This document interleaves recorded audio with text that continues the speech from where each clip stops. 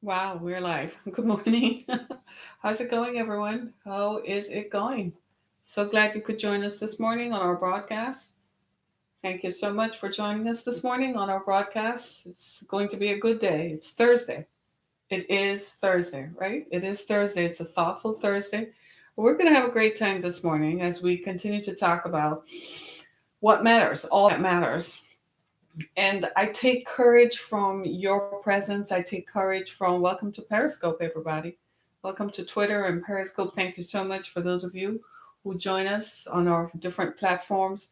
I want to say thank you and thank you again. There's so much happening in our world and so much happening in our universe. And we began a series, Good Girls, Bad Boys. And in it, we're talking about what happens. I wanted to explore all the things that happen in our relationships and why do people just seem to fall off. So, I have some interesting ideas to share with you about good girls when they go bad. And sometimes we're even going to find out that there are good boys who like bad girls, right? And why is it? What is it? Is it a personality difference or what is it? But then as I explored it, it began to seem that good girls who go bad invariably end up in jail, end up in prison. Well, what happens when they go to jail? What happens when a girl who is a bad girl or who chooses to live by her own rules and defy society's edicts? What happens to her? So, we're going to talk about that today and talk about how it is looking across the country. And at some point, there is someone whom I'm going to invite on our show.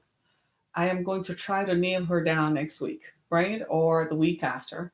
She has spent some time behind bars, and I want her to. Let me make a note of it. You don't mind, right? I'm going to make a note of it to invite her on our show, and she's going to talk about what it is like.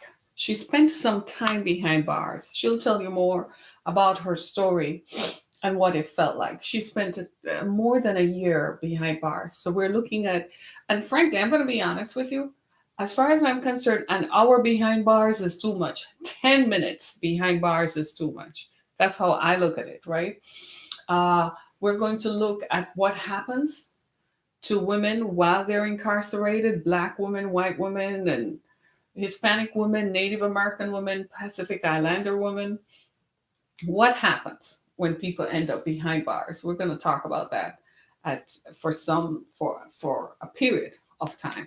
So next week I'm going to invite someone, or the week after, depending on her schedule. I'll reach out to her and invite someone to come on our show to talk about why do these things happen, right? What did it feel like for women behind bars? I've read the stories. We have all seen the news reports, and we have all seen the legislation that is attempting to be passed. But we want to hear from someone who has been there and who for whatever reason uh, are liking it, have experienced it. The other thing I need to tell you is that next Tuesday, the 16th, not this coming Tuesday, 2 Tuesdays, I believe the Tuesday following, on the Tuesday following, I'm going to have someone on our show. His name is Daquan, and he is a former gay male sex worker. And I promised you this some time ago that we're going to talk about what it is and what it feels like to walk in someone else's skin. Yeah. So Daquan is going to come and talk to us on the 16th of April. So mark your calendars for that day. I'll set it out in a few days so you won't forget. But Daquan is going to come and talk about what it feels like to be. Uh, he's a former gay male sex worker. So you've heard me repeat some of the things he has said, and so now you're going to see him in his own skin. So it will be live, so you can chime in and ask him your questions. It will be on the 16th. So let's see how he can deal with that, right? So that will be the 16th of April at 10 a.m. He will be live for an hour. He'll take your questions. Yeah, he's going to talk a little bit about himself, how he got started, and so on. So that's the 16th of April. His name is Daquan. He has an Instagram page. Don't go following him now. Right? We're not we're not that curious. But essentially, I don't know, maybe you are exploring the limits of your own sexuality because you will say, oh, I'm curious. If you're curious. What are you curious about? Are you curious about the sexual experience of straight men saying they're straight but they're actually having sex with men? Then your curiosity comes from your desire to wanting to explore that. So if you find yourself curious about it, it's because you are curious, you want to explore it, not because you're curious, like, what do they do? Most people don't care. People who are straight, like, I don't care, you know. But if you are curious about it, that means you want to explore to see if it works for you. Or that's what you tell yourself when in fact what you really want is a desire. So Daquan is going to tell you he has amassed quite a bit of experience because he spent a lot of time around men and a lot of time around people who say they're straight. And he's done this across the country. So it's not like his experience is confined to one area. And then, you can run off and say, well, he only did this in one area. So whatever. No, no, no, no. His experience is significant, right? So that's on the 16th. And then following that, I'm going to schedule someone I know of who has a woman who has spent time behind bars. And she's going to come on and talk about that. So I want to talk about women behind bars today. I want to talk about good girls and why good girls go bad. Why it seems like good girls seem to fall into the trap of someone. But here's something to think about, right? As as and this is just a sidebar, just a sidebar. I'm wearing a scarf because my shoulders are cold. So I'm actually wearing a dress. See, it's a dress, but this is a scarf, right? And it's that time of the year. Our scarf season is over. So we thank the Lord. Amen. Somebody say amen. Amen. So I'm using this one as a shawl this morning to keep my shoulders warm, right? Because it does feels a little cool, right? But it's interesting how the seasons change, isn't it? Because now we're in spring mode. Hopefully, hopefully, it's still chilly. I mean, yesterday the sun was shining, but the wind had a bite to it. And today is Tigers opening day, so a lot of people in Detroit, if they're not joining, you know where they are. Tigers opening day, the Detroit Tigers are the baseball team of Michigan, right? And today's opening day. Opening day means the start of the season, right? Here in Michigan, in Detroit, all over the state of Michigan, it's like a national holiday. Nobody goes to work. People are downtown. The place is jam packed. You can't get parking. You can't get nothing done downtown this today because it's the Tigers opening day. It's chilly, chilly. And there are going to be people down there with their children, people coming from all parts of the state who are fans of the Detroit Tigers. So go Tigers. I'm not a fan of baseball, but hey, give one for the hometown. Right? The one for the hometown. Right? So shout out to the Tigers who will be opening their opening season starts today downtown. Last night I was downtown because my daughter attended a concert, a performance by some rapper named, let me see if I can remember, Little Baby and Miami, something like that. Whatever. There are so many names now I can't keep track. And we were downtown Detroit. So the theater where the performances were held was the Fillmore, which is on the lower end of Woodward Avenue, closer to downtown than it is to Midtown. Yeah. It was a heck of a ride to take Woodward all the way down because I thought it was easier. I should have just taken the Lodge or I-75 or something. Oh, but anyway, so I took Woodward all the way down, and it meandered through all of that, and then it meanders through Highland Park, and then finally we got there. So I discovered the Little Caesars Arena is where the Detroit Pistons play. So apparently the Pistons had a game too yesterday. So the place was just like, it was like a holiday. I'm like, I know the kids are out on spring break, but really? I mean, there were people all over the place, and the parking has improved. So there's more and more parking, more and more parking. So if you're headed downtown, just pack your patience and be ready to walk. Be ready to walk. I hope it doesn't rain because typically on the Tigers opening day, it rains, right? So, and people usually come back with the sniffles, but tomorrow is Friday. Guess what they're going to do tomorrow? They're going to call in. So they have the weekend to recover. But I guess if you're a Tigers fan and a baseball fan, it's worth it. So if you don't see a lot of my Detroit folks on our broadcast today, they are at the Tigers game. And Harriet is not. I'm not a fan of outdoor sports event, especially in this weather. Ooh, I kind of ooh.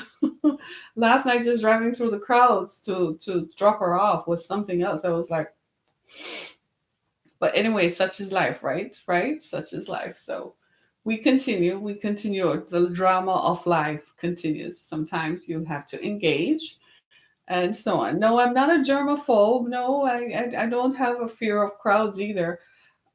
I live in a reality today of mass shootings. And so whenever I go somewhere, even dropping my daughter off, I wanted to rehearse to her, if you hear anything, duck, stay down. Don't try to run for an exit, you'll be trampled. Just tuck yourself and roll.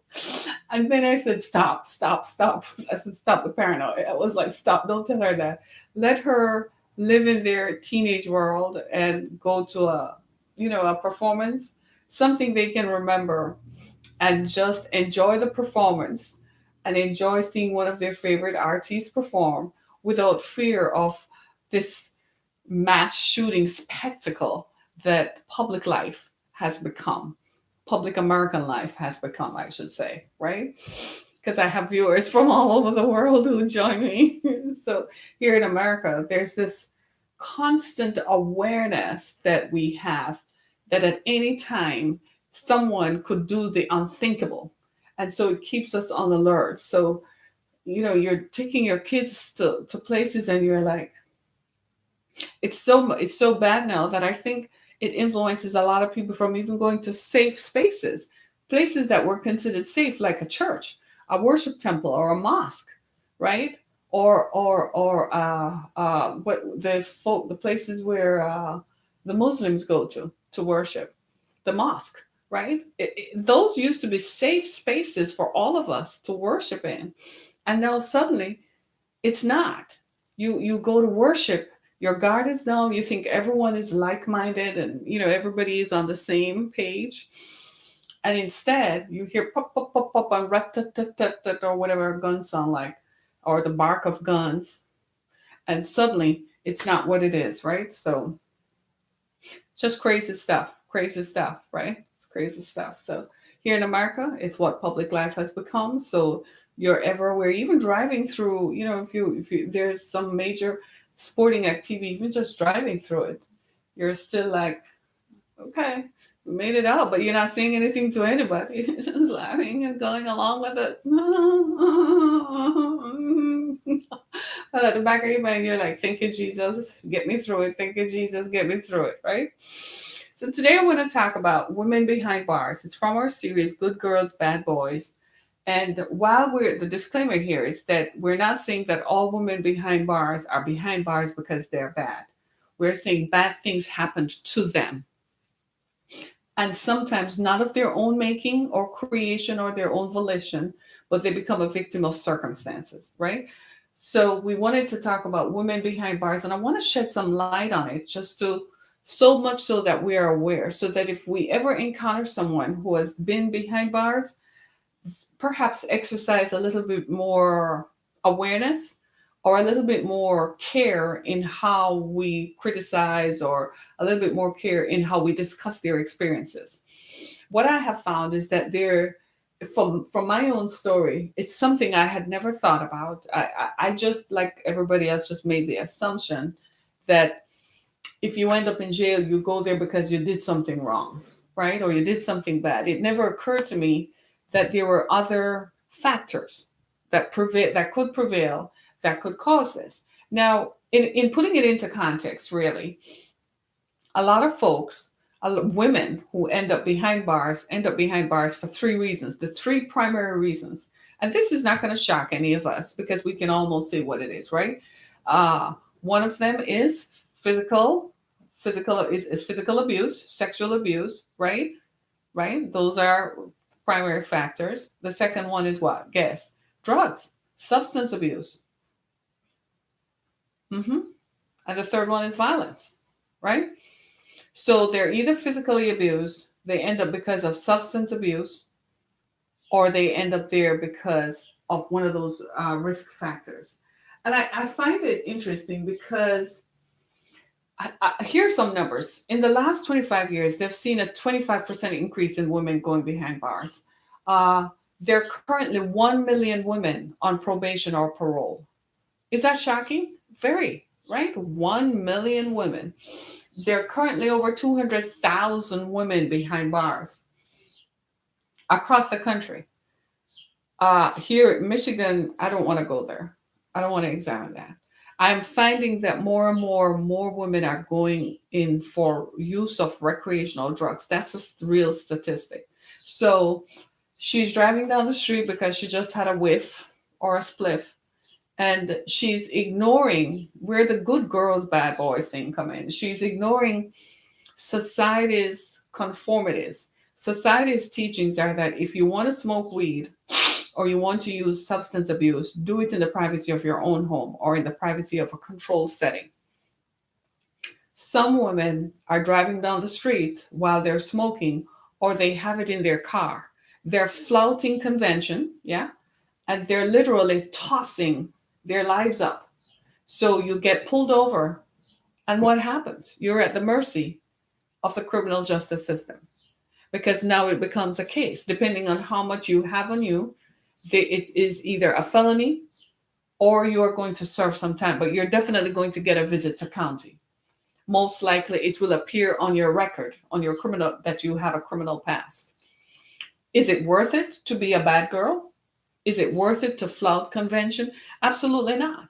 I mean, we all have our individualities and we all have our individualism in terms of there are just some things that are just you. But when it comes to doing something that is going to invite the law to come in to determine your fate, that's when you have to think. The other reason that a lot of women end up behind bars, you're not going to believe it. This one will knock you out. Guess what? Mental illness, mental health. So let's say she's bipolar. So she has issues with her hormonal fluctuations, perhaps not taking her meds, healthcare reasons, can't get healthcare, whatever the contributing factors are. And here she is, she has an episode. Something happened, whatever triggers. It could be anything. And it triggers, and the way she responds to a situation that is crisis determines how the law will treat her when they show up, because people are going to call the law. And then when they show up, she's going to go to jail. So the primary reason women end up behind bars are mental illness, physical and sexual abuse, and abuse of substances. Now, when you look at those, of those three, which one is preventable? Substance abuse. To a great extent, most of us as women can't control physical abuse or sexual abuse. You don't choose to be raped. You don't choose to be sexually abused. Do you see what I mean? You don't choose to be physically abused. You end up with someone who said they love you, they beat you up, and you're trying to get yourself out of that cycle of violence, right? Everybody is going to deal with it in a different way. So the ways in which you deal with that are complex. Those are complex life issues. So it's very difficult to extricate yourself from those. However, substance abuse, though, is an elective. You can choose not to do it. Or if you're going to do it because you feel it's your personal choice and you feel like you're a human and you should do what you want to do it at home and don't drive afterwards. Try not to have the smell of weed on you. A few months ago, I was driving on Telegraph Road between, I want to say between 9 and 10. And we pulled up at a traffic light, my daughter and I. And there in the car next to us is a young woman, you could tell, right? She's young. And she is smoking on Telegraph Road between 9 and 10. It was early in the morning, like at about 10 o'clock in the morning. I was so shocked. She's just smoking.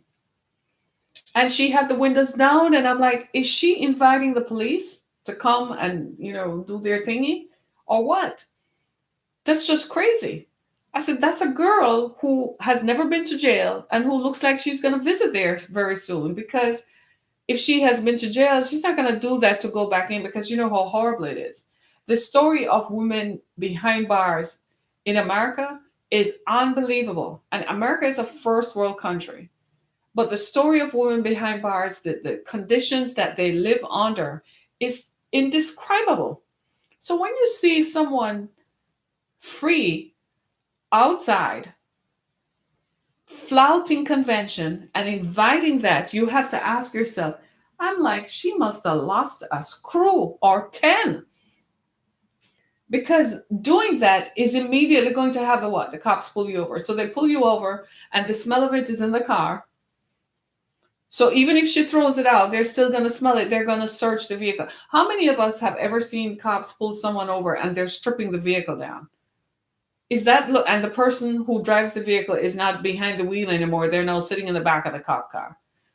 Ladies, please, and gentlemen, please tell your women folk, don't invite that into your lives. Now, I had to say that because I'm going to tell you some disturbing facts about women behind bars. Most women who go behind bars are not women who are past the age of recreation or procreation, or past the age of childbearing. So they're behind bars and they have periods. Do you know they go whole days without getting tampons or pads? In some states, they recently had to pass laws to ensure that they get it, because the prison system was not designed for women. The prison system was designed for men. And so women entering prison is kind of seen like, well, it's your own fault while you're here. So whatever the conditions are, it's your own fault. Women have had to beg corrections officers to give them sanitary hygiene, sanitary napkins during their periods. Women have entered prison pregnant or raped in prison and become pregnant and have to give birth while they're shackled. Now, President Trump, I think, has just passed a legislation called the First Step Act to ensure that women are released, right? And to ensure that this doesn't happen. But these things happen, right? So when women go behind bars, invariably they're poor, so they don't have cash bail. That's a whole other story for a whole other day.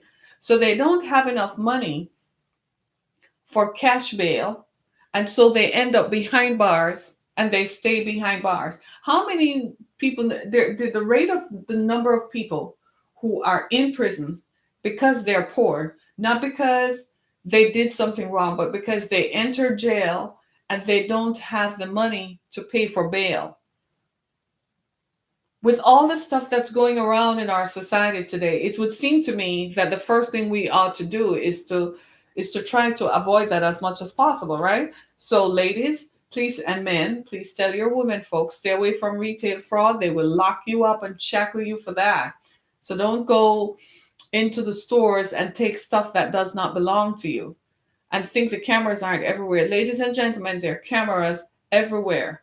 The reason you're not seeing so many people on the floors in stores is because there are more people watching the cameras than there are people on the floors. They're doing more to prevent loss. It's called loss prevention, because and asset reduction. Because if you think about it, that's their asset. So they're spending more money on people watching the cameras than they are. So somebody walks into a store like Walmart, for instance, and they think, oh, they have so many things, they would miss it, or I can get away with it by just stepping outside. No, you can't. You won't get away with it. They will lock you up. Have you been to a Walmart store lately, or one of those big box stores? Especially Walmart is famous for that. You're at a Walmart store and there's usually a cop car parked up out there. The other thing that a lot of folks don't know is that at some of these stores, the loss prevention officers are in the parking lot looking like normal people. So they communicate with one another. So when someone takes something off the shelf, they're notified right away. I can't begin to tell you how distressing it is for me to see that. When stuff like that happens, I don't like seeing it because I know the end of it is what? Is incarceration, and it is going to affect the family. It's going to affect her children. It's going to affect her family. Recently, we went to Walmart. Gosh, where was that one? Like we were driving past and had to stop, and you just stop at a Walmart. And while I was pulling my, putting the stuff in my trunk, I became aware that there was a police situation not far from where we were parked. And I wondered why he had pulled up behind this car and there was nobody in the car. So at first I was like, wow, someone might have abandoned their car or something. But no, he was tripping the car. Like he had the entire four doors open, lifting stuff up. And the person driving it was sitting in back of the cop car. And the look on her face, when I got in my car and I drove up closer, the look on her face was like my world has just ended. And all I could do was shake my head because I don't know the situation. I don't know what caused that. I don't know if she was shopping there or whatever. You just never know. But then I began thinking the resulting loss that is going to create is going to cause what? If there's a family structure, the family structure is altered. She's going to have to call someone to start looking for bail. And you know how the system works. When you go to jail and they give you bail, and bail is 10% or forfeiture of assets. So they set bail at $25,000. So you have to come up with, good morning, right? You have to come up with 10% of $25,000 is $2,500. So if your family don't have that, you're going to spend time in jail until they come up with it. And then you're going to be arraigned. And then the whole criminal process starts. So a lot of women are ending up in jail for petty crimes like that. So what I'm saying is, you don't have to do that. My daughter was saying, maybe she needed baby diapers. That's another thing they take a lot. They take baby formula. I said, well, I feel like if it's food, they're going to kind of leave it. But when you're going to go in there for big ticket items, forget that stuff. I was at a Burlington in Auburn Hills about 3 years ago. It was like a Friday. The Burlington at Great Lakes Crossings. Whenever I'm going to Great Lakes, Burlington is such a big store. I just walk right through it to get to the other stores at Great Lakes Crossings, right? And it was just my day. These things just happen around me, or maybe I'm more observant. And I'm walking through the store and I became aware that there was police activity around this young woman and the store security and so on. So me, curious as I am, I asked, what's going on? And they said, well, you wouldn't believe it. She took a pair of pants, some designer name pants. And I'm like, you're going to steal something from Burlington? How much does that cost? $60?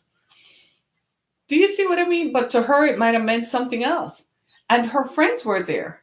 But she was the only one being carted off.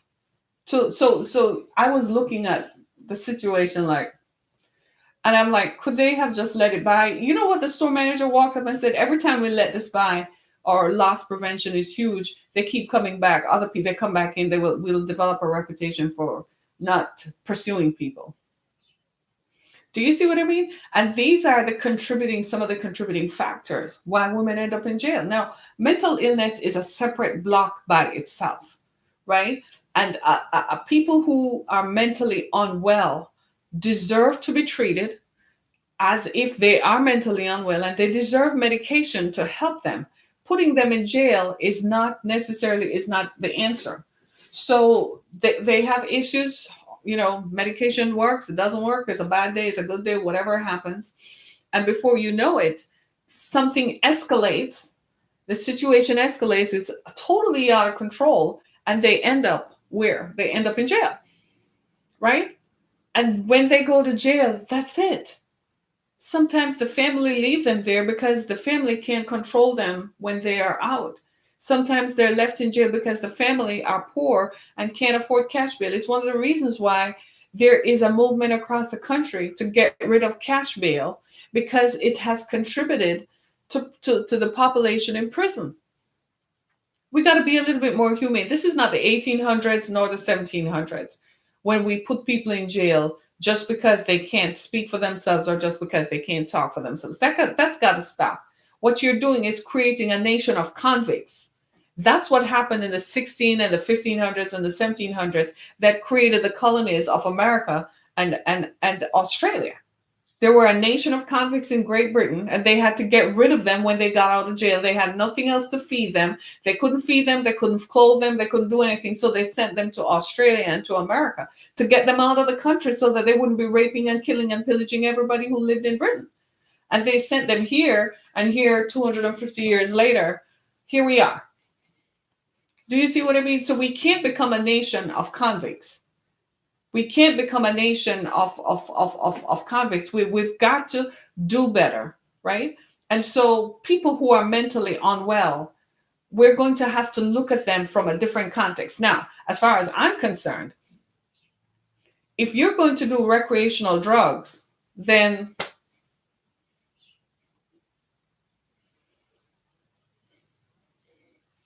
that's up to you. That is entirely your ambit. That is entirely your thing to deal with. It's racket, almost the same as the HMO game. It's about money. Of course, the cash bail system is a racket, just like anything else. It is undue process. Oh my gosh, it is so hard. Think about it. Your brother, sister, son, daughter driving on the street gets pulled over and ends up in the law. Now you're going to have to find the money. You don't have the money. People don't have the cash on hand, so they give up their car. They put up their car, they put up their house, they put up for whatever the bail is to get the person out. I'm going to wonder, are they worth it? Because I'm not putting up my house, not my car, not my money. It's in court. You will see firsthand what it is about. Yes. The courts are still open, right? If you don't, some of the things that you hear me talk about, if you doubt the veracity of what I say, I entreat you to go down to your county court one day. I entreat you to go there. Just sit in there as a bystander and observe what takes place. It will blow your mind. A few weeks ago, my daughter went down to Frank Murphy Hall of Justice. That's a circuit court here in Detroit. And she was visiting someone. She was visiting a prosecutor. And she said it was the most interesting blend of humanity ever. When she got on the elevator, she said you could tell people were off their rockers already, and they were the defendants or they were the witnesses. They were either the defendants or they were family of the people of the perpetrators. She said it was the most unbelievable blend of humanity ever. And I'm like, well, that's your world, not mine, right? And I said, see what happens. So we're putting a lot of people in prison, a lot of people who are mentally unwell, because frankly, the society doesn't have the capacity. We don't have the resources to put people away. It used to be that we could send people to the crazy house, or we could send them to a hospital for the mentally ill. But how many facilities like that exist today? Do you know, I found one in the entire state of Michigan, and it's in mid-Michigan. One. It has 200 beds. I was like, oh, unbelievable. Just one. Do you think there are only 200 mentally unwell people? No. So wouldn't it be that in a perfect world or a semi-perfect world, somebody goes to jail, and while the case is continuing, they found out that the person is mentally unwell and they're certifiably so. Wouldn't it be okay to send them to a hospital for that? There are only few people who get that. People who have a lot of money and who kill people who get away with stuff like that. The rest of us, well, it's up to you. Yep, Southeast Michigan closed all of the facilities in the late 80s under Governor Engler. Never reopened. There's only one facility for mentally unwell people in the state of Michigan, and it's in mid-Michigan. One. My friends, we've got issues. We have to pay attention. So talk to your family and friends, talk to young women. I talk to my daughter, hoping she talks to her friends. I'm like, I hover over her, right? My 16-year-old, she's my child, she's my baby. She's still, you still think of them as this. I don't want to see anything happen. And she's black. We're black, so we're women of color. So the rate of incarceration for women of color is, guess what? It's 4 times the rate for white women. I'll give you some statistics. You don't believe me? Let me read it to you. Female prison population in the United States: 53% white, 29% black, 14% Hispanic. And of course, the numbers decrease for Native American women and for Pacific Islander women, right? The primary reason women end up in jail: drugs. They say recreational drugs. The reason they're saying recreational drugs is because they choose to use it. And I am saying the psych ward at Detroit Receiving is that. There's a psych ward at Detroit Receiving. Well, have you I don't want to talk about it. The psych ward at Detroit Receiving, all kinds of bad things happen to people there. People are mistreated. Please don't let me. I can't. Not today. I want to be cheerful. But thank you for it. It is true. I'm validating what you're saying, and it is horrible. But the rate of black women being incarcerated is 4 times the rate of white women. It's insanity. I'm sorry. Thank you. It's painful for me because they're humans, and when you see how okay. We got issues. But the rate of black women are incarcerated 4 times more. Last summer, I had the unfortunate experience of someone stealing my identity, right? And they stole my checking, not my checking account information, but they stole my debit card. They appropriated the use of my debit card. One of my daughter's friends around her. I mean, all hell broke loose, right? You can just imagine me, and all hell broke loose, right? And apparently what happened was, I don't know, they come to your house. So my purse was downstairs. When you come in, you drop your purse, whatever. I don't know how it happened. All I know is I got a call from the bank saying stuff happened. And I went and I had to destroy my debit card. So I had to go in to go get it done. So I went in to get it taken care of. And the bank, if everything is electronic, this is why I don't understand when you see these pictures in the media of these young women stealing people's purses. I don't understand, what world do you live in? So I go to the bank, right? And the bank pulls up the activity on my debit card and said, with this activity, we found it suspicious. So we shut your card down, because they wouldn't tell me. They said it didn't match you. And the teller said, one of these activities is from known people whom we know scam.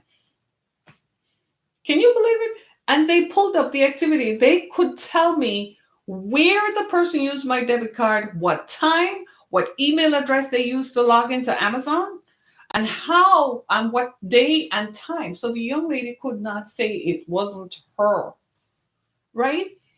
Though she denied it. And the woman at the bank said, you should tell the mother. And I'm like, I don't want anybody to shoot me. So I just told my daughter, don't talk to her. Don't bring her near my house. Don't have her around you. Don't. All right. The danger is, you know what the bank teller said? In our experience, she said she's likely to do it again. And she's going to do it again. And this time it's going to end up worse. And I'm like, I tried. They came around me. I lived a normal life. I tried to tell them, but the funny thing with children is when you go tell the parents something, then they think you are ascribing bad things to their kid, and they don't want to hear it. And then they resent you. Then, okay, I can live with your resentment, but I definitely don't want you to come and shoot me up or attack me because I told you that your kid used my debit card without my knowledge. These are the stupid things. No, the bank encouraged me to file a police report. Of course they would, but it would destroy her life. She at the time she was 15. It would destroy her life. She would be charged with bank fraud. She could never open an account anywhere, right? She could never do anything. I wanted to look at the big global picture and say, I hope she never does this again. But these are the things that women do that contributes to the reasons why they end up behind bars. Sure, you have mental health issues. Sure, you use recreational drugs. But what about the petty stuff? That you walk into a store, into Victoria's Secret, and pick up a bra and walk out? What about the petty stuff? You walk into any store. I'm just telling you the truth. You walk into a store and you take something and walk out. How silly are you? You're going to end up in jail. Just like the young woman who was driving beside me going up Telegraph. And she's in the car and she's smoking weed early in the morning with her window down. Like she's cool. I'm like, cool? Right? Cool? Be cool in your backyard. Be cool on your deck. Be cool on your boat. Be cool on your penthouse smoking that stuff. Be cool in your bedroom, in your bathroom. How about in your basement? They can't even smell it, dude. It's just you, right? Be that cool. It's like all these. Have you been in Michigan? We have this phenomena of beauty supply stores. Everybody knows that, right? They're all over the inner city. They're in all urban areas across the country. They're all owned by Orientals, Asians, Koreans, Chinese, whoever, right? You know what? Every time I walk into these stores, they have the tightest security ever. So I'm curious. I had to ask, what's up? And they're like, you have no idea the kind of theft that we experience. People, they said some things they're not even worth, prosecuting. Do you see what I'm saying? I don't care how desperate we are. You think I have never been without? I have been without. We all have been there, but discipline, my friends, discipline. I am just saying there are young people around you. The reason you listen to me is because there are people who listen to you. And there are people who, when you speak to them, your words are the intervention that they need to stop this flow. Even if we look at the population, 53% of white women still should not be in jail. Let's just be clear about that. That's still a high number of the white female population. 53. In other words, what I'm saying, 53% of women in prison are white. That's too high. Couldn't it be 8%? And 2% of black women and so on. The prison population is too high. And a lot of it are contributing causes. They contributed. I'm not talking about cases that you can say, well, it's a he say, she say, or the police were wrong or something like that. I'm talking about, dude, they're going to catch you with recreational drugs. Really? This is why, Harriet, it's not everybody who comes into my car. And I just heard the thing just go bomb. Yeah. I don't know what people have on them. And when the cops pull you over, they're going to drop something in your car and the cops come in and smell something. Let me just take a run through and just check a little bit here. I think this call, this matches the description of a car that was called in. And then they start looking and find something that I had nothing to do with. And because it's my car, suddenly people don't come into my car. I'm not being mean. I am being careful. I tell my children the same thing. When you're driving, who are you picking up? You know what they have on you, on them? You know who they are? Do you really? No. I am just saying. Many of us have lasted this long without having any interaction negatively with the system because we've been careful all our lives. Don't lose it now. Don't lose it. Keep it. And pass your carefulness on to the next generation. A generation who, guess what? Are you ready for this? You're the only persons in their environment who is likely to tell them this. Because no one else tells them. It's brushed off or the conversation never arises. But because of who you are, that you will say it and they will hear it. Now, whether they choose to act on it is a whole different matter. But at least they will hear what you're saying and it's up to them. It's their choice. You see where I'm coming from? Because it can't just be that it's out of control. I want you today, when this conversation ends, I want you to go online and do this research for yourself. I can post links all day. Do you read them? I don't see you clicking on the links when I post them.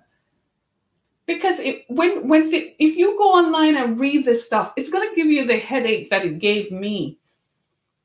Do you see what I'm saying? And I can begin to tell you how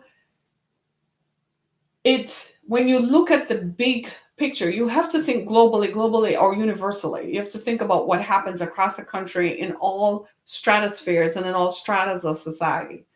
So what happens in your community is replicated 50 times across 50 states. And the results are unbelievable. All these young women. Have you been to a mall lately and seen someone being led away? It's the saddest thing you've ever seen. No, you're going to tell me there's racism involved. Yes, because I've seen young white girls take stuff, but some reason it's either understood or explained away. They don't end up being incarcerated. But Hispanic girls and Black girls and other ethnic young people, yes.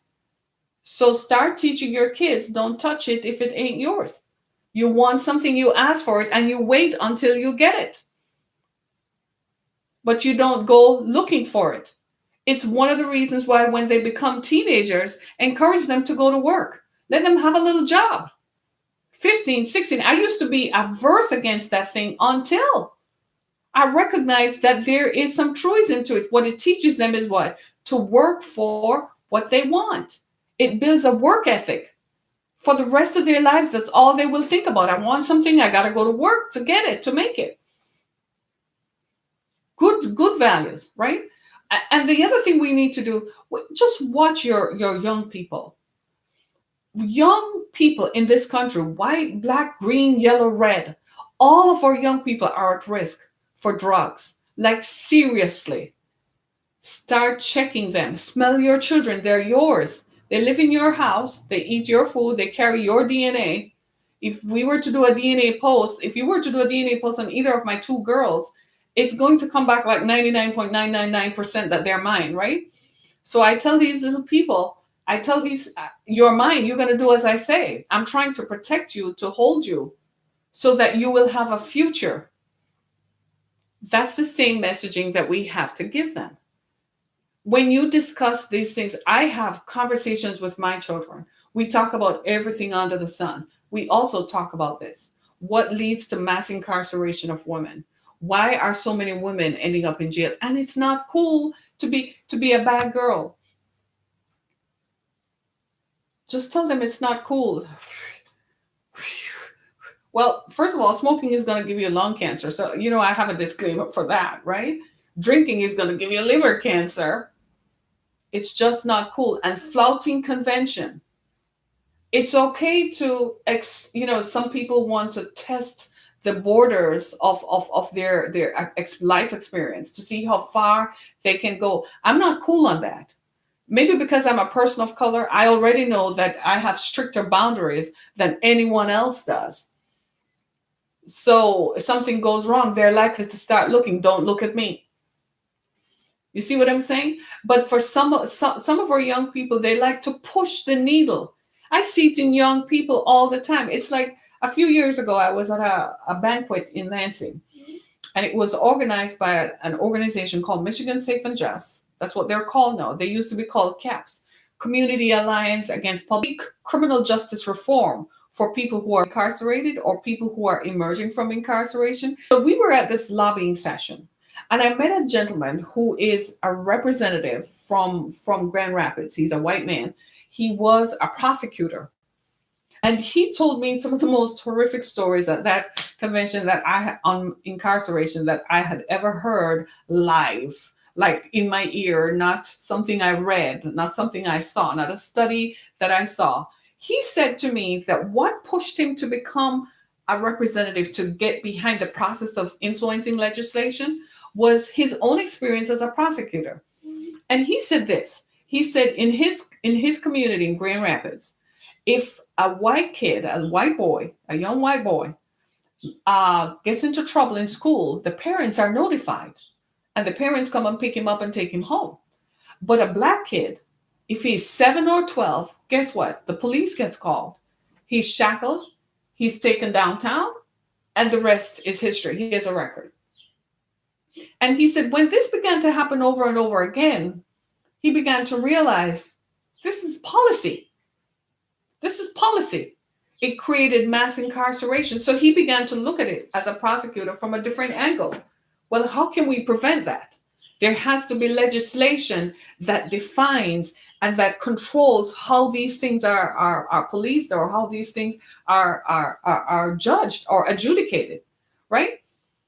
And I sat there and I was like, because, all along I'm just sitting there thinking something else. But when he said that, I was like, are you seriously kidding? This is coming from somebody else, right? Who has no ball in the game. He has no bone in this fight.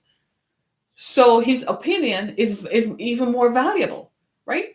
And I listened to him, and I had to start looking at it from a different perspective. The same is true with Black girls, Hispanic girls. They get into a fight because children, their hormones are emerging. They get egotistic. They're acting out.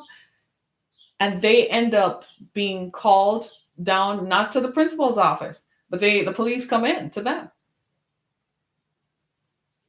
So then, parenting, is it coming back to us? What are we saying? But it also has a lot. They did it to a Black, and her mom was an Orange County Sheriff deputy. Whoa, the girl was 8. Oh, when they did that, they didn't know that, right? You heard that one? They did it to a young Black girl and her mother in Florida. And her mother was an Orange County deputy. The child was 8. And her mother was a deputy. Can you imagine that? What happened there? What I'm saying is, women behind bars face particular problems. There are inherent problems. They're mistreated. They cuffed her, an 8-year-old. Do you see what I'm saying? No, kids are going to act out. By the grace of God, my children survived. Kids are going to act out.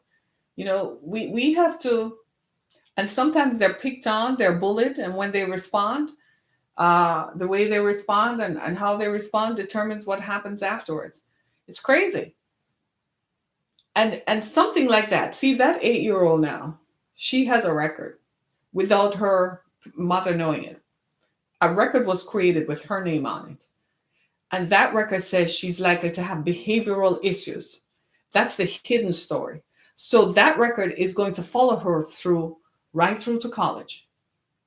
And when she discovers it, by the time this child discovers it, hopefully she discovers it when she's past 21. But if she discovers it, the teacher knew that but didn't call the mother. What does that tell you? Right? So the teacher knew and didn't call the mother. Oh, the teacher was white. Okay. Right? But by the time this young 8-year-old child, when she turns 21, I hope she doesn't discover it until she's after 21. Because then she will be in a position to deal with it, right? Because if she discovers it more, what is she going to do? Act out. She's going to say the system is jacked. So the next encounter with parental authority, with any kind of authority, is going to be negative. A lot of what happens to our folks is that there's no respect for authority on both sides. Authority doesn't respect them, and they enter into this situation with the idea that I'm going to be mistreated anyhow. So I am going to assert my individuality and assert my independence, which always comes back bad. I tell my folks at that intersection with the police, you have no rights. Don't talk about your rights. Say what they want. Put your hands on the wheel. Talk to them. Deal with them. And then if they want to search your car, you wind the windows up and step out of the car. No, you don't give them the keys to your car. They can do stuff. Stuff can happen. So do you have a warrant, probable cause for wanting to search my car? They're always going to say we have probable cause. Well, you don't. Well, I'm going to just step out of the car. Just put the windows up, unlock the car. And turn the car off, unlock the car. That's your right. That's your only right. Want to search me? Here I am. Because now they're going to have to really go to court now and prove what is the probable cause, which does not exist. And what most people do at that point is you become so emotional, resistant to arrest, and you end up being shackled. So my thing is, I drive the speed limit. I just continue on because I'm not going to live in the fear that as a person of color, that's ever going to happen to me or my children. I am sorry. I'm not participating in that mass hysteria or that paranoia. I'm a free person. So if you want to cross the line and come into my environment to persecute me, well, then welcome to my world. So I don't invite that into my life. I am just saying we need to have these kinds of conversations. I know we're having it, but how are we having them? Because so many young Black women are still ending up in jail. I see them all the time. They go to the mall. You see them in the stores. They're fooling around. They're trying to leave the people's stuff alone. Leave it alone. And for the love of God in Christ Jesus, stop using recreational drugs. If you want to smoke, okay, you're free. You really think, by the way, you really think, we all think we're free, don't we? Okay. If you really think you're free, do it in your backyard so your neighbor doesn't smell it. Do it in your basement. And if you're going to do it in your car, do it in the windows down. Try not to do it in a public parking lot, like at your apartment complex. Go out into the woods or something. I am just saying there is no such thing because a lot of women in prison are there because of recreational drugs. They were either doing cocaine or they were doing heroin, meth. Man, when you go down south, most white women are in jail down south because of meth. They were participating in a meth lab. Their boyfriend, cousin, uncle had a meth lab somewhere. Can you believe it? You know what that tells us? What does that tell us? Say it. It starts with B. Poverty. Poverty is one of the driving factors, much like in the cash bail system. Poverty. So even though we have evolved societally and sociologically, we are no longer in the industrial revolution age. We're no longer in the feudal age where the king had ultimate law and authority. We're still in the age where how much money you have does matter. One of the so-called weed laws is you can't even smoke in a government housing complex. Well, I hope everybody heard that. You cannot smoke marijuana in a government housing complex because it is federal land. It's federal property. I guess we should know that, right? I guess we should know that. It is federal property. So if it's a government housing project, whether it's administered by the state or the county, it's still government. Can't do it. And I am not the bearer of bad news. I'm just trying to help my people. And I know that many of you are influencers and people listen to you and people hear you when you speak. Please pass this information on so that they know. Right? They didn't, but they rushed to vote on it. So here are the numbers again. There are over 200,000 women behind bars across the country. In the last 25 years, this rate has gone up exponentially. Most of these folks ended up there because they had struggles with physical abuse, sexual abuse, right? Substance abuse, violence. There are a lot of pregnant women behind bars. So they're pregnant, they go in the store, take something, you end up behind bars. They're smoking, using recreational drugs while they're pregnant, they get pulled over, or they were in a car where others were, and it's over. And for those of us, just this one thought, this one thing, Black women are incarcerated at a rate 4 times that of white women. I just want to leave you with that thought. Just leave you with that thought. Just leave you with that. However we break it down, it is what it is. We have broken it down. We've talked about it endlessly. I hope this conversation has helped you and spurred you to action. Now, in a couple of weeks, I'm going to have someone on who is going to tell us what it is like, a woman who is going to tell us what it is like to have lived behind bars, what it was like now that she has emerged, the prejudices or inherent biases that come out of it. How do you get a job? What she found as she emerged. She's going to tell you why she was behind bars and how long she was and what it felt like. to be. So if you think Orange is the New Black is a joke, it was actually based on the experience. The person who wrote the series, she wrote a book called Orange is the New Black.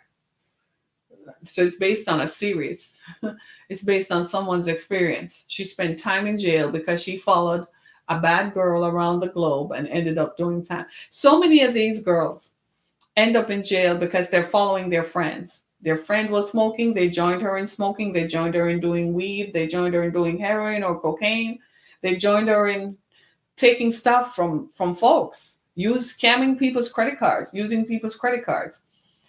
How many times have we seen this on the media where people literally are just steal somebody's credit as if they're not cameras in stores everywhere? They can track it, ladies and gentlemen. Your credit card has a chip in it. It tells them your location. The app that controls the chip in the credit card is a tracker. So they literally can tell where you are, where you were physically. Right? We need to continue this conversation. Join us tomorrow. Tomorrow is Friday, Freaky Friday. As usual, let's breathe. It was a heavy conversation, right? Let's breathe. Come on. I want us on the count of 3. We're going to inhale and exhale because we got to get it out. We got to get it out. Ready? Ready? I count down. 3, 2, 1.